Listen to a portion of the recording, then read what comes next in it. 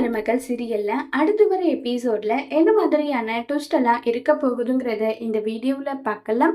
பாண்டி வந்து சேதுகிட்ட உன் குழந்தைய உன்கிட்ட ஒப்படைச்சிட்ட, இனி அந்த குழந்தைய என்ன பண்ணணும் பண்ணக்கூடாதுன்ற முடிவை நீ எடுத்துக்கோ, நான் கிளம்புறேன்னு சொல்லிட்டு அங்கிருந்து போறாங்க. உடனே ஈஸ்வரி வந்து, அத்தை நீங்க பாட்டுக்கு வந்தீங்க, நீங்க பாட்டுக்கு குழந்தை போட்டுட்டு போயிட்டா என்ன அர்த்தம்?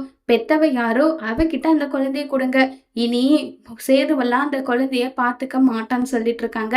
எப்படி அவ அத சொல்றதுக்கு, பெத்த அப்பங்கிட்ட குழந்தைய கொடுத்துருக்கேன், அதை பாத்துக்கிறதும் பாத்துக்காததும் அவளுடைய விருப்பம், இத நீ ஏன் சொல்ற, நீ சொல்லாதன்னு சொல்லி கோவப்பட்டு பேசிட்டு இருக்காங்க.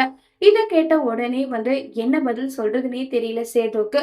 சேது வந்து அந்த குழந்தைய தூக்க போறாங்க. உடனே ஐஸ்வர்யா வந்து, மாம்சு மாம்சு என்ன பண்றீங்க, எதுக்காக குழந்தை தூக்குறீங்க, குழந்தை நீங்க தூக்காதீங்க, இங்க பாருங்க மாம்சு, இந்த குழந்தை உங்களுக்கு தேவையில்லாதது, அப்பதான் கிட்ட நீங்களே சொல்லுங்க, இந்த குழந்தைய நான் பார்க்க மாட்டேன், குழந்தைய நீங்களே தூக்கிட்டு போங்கன்னு சொல்லுங்க மாம்சுன்னு சொல்லிட்டு இருக்காங்க.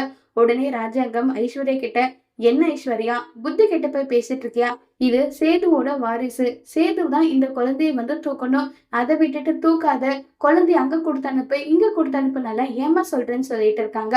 இல்ல மாமா அது வந்துன்றாங்க. சேது உன் குழந்தைய ஆற தழுவி உனக்கு என்ன பண்ணணும்னு நினைக்கிறியோ பண்ணதோ. சேது கண் கலங்கி போயிட்டு குழந்தைய தூக்கிட்டு இருக்காங்க. மோகனம் வந்து, சேது அப்படியே பாரு, உன்னுடைய ஜாடையிலே குழந்தையில நீ எப்படி இருந்தியோ அதே மாதிரி இருக்கான் பாத்தியான்னு சொல்லிட்டு எல்லாம் இருக்காங்க. இதை கேட்டதும் உடனே ஈஸ்வரி வந்து, என்னக்கா என்ன பேசிட்டு இருக்கீங்க, முதல்ல சேது இது என் குழந்தையே இல்லைன்னு சொல்லி தமிழ்ச்செல்வி மேல சந்தேகப்பட்டா, அந்த சந்தேகத்தை போக்கணுன்றதுக்காக உன்னுடைய ஜாடியில இருக்குன்னு சொல்றீங்களா, சேதுவோட முகரை அதுல கொஞ்சமாவது இருக்கா, என்னக்கா பேசிட்டு இருக்கீங்கன்னு சொல்லிட்டு தமிழ்ச்செல்விய சந்தேகப்படுற விதமா வந்து ஈஸ்வரி பேசுறாங்க.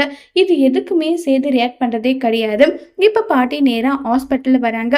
உடனே செல்லப்பாண்டி வந்து, அம்மா என்னம்மா குழந்தை எங்க தூக்கிட்டு போயிட்டீங்கன்றாங்க, அந்த குழந்தை யார்கிட்ட சேரணுமோ அவங்க கிட்ட சேர்ந்துருச்சுடா, அவ்வளவுதான், இங்க பாருங்க நான் சொல்றதுதான் எப்பவுமே, நாளைக்கு நான் கண்ணை மூடிட்டா கூட இந்த விஷயம் வந்து தமிழ்ச்செல்விக்கு தெரியக்கூடாது, நான் ஒரு கணக்கு போட்டு ஒரு குழந்தை இங்கேயும் இன்னொரு குழந்தை அவ அப்பங்கிட்டையும் கொடுத்துட்டு வந்திருக்கேன், அந்த 2 குழந்தைங்களும் கண்டிப்பா சேர்ந்து தமிழ்ச்செல்வி ஒன்று சேர்த்துன்ற நம்பிக்கை எனக்கு இருக்கு, தமிழ் கண்ணு முடிச்சா கூட அவளுக்கு 2 குழந்தை பிறந்த விஷயம் தெரியக்கூடாது, ஒரு குழந்தை தான் பிறந்தது, அது பெண் குழந்தைன்ற விஷயம் மட்டும்தான் தெரியணும், புரியுதான்றாங்க.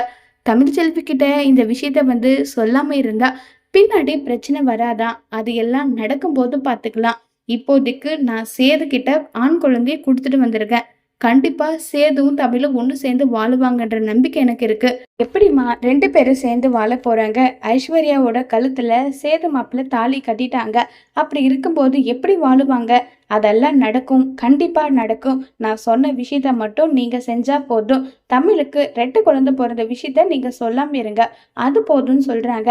இதை கேட்டதும் செல்லப்பாண்டி வசந்திக்கு என்ன பண்றதுன்னே புரியாம 2 பேருமே ரொம்பவே குழப்பத்துல இருக்காங்க. இப்ப செல்லப்பாண்டி வசந்தி 2 பேருமே தமிழ் கிட்ட உண்மையை மறைப்பாங்களாம், ஒருவேளை தமிழ் கிட்ட வந்து உனக்கு பிறந்தது 2 குழந்தைன்ற உண்மையை சொல்லுவாங்களா இல்லையங்கிறத வரப்போற எபிசோட்ல வெயிட் பண்ணி பார்க்கலாம். தேங்க்யூ.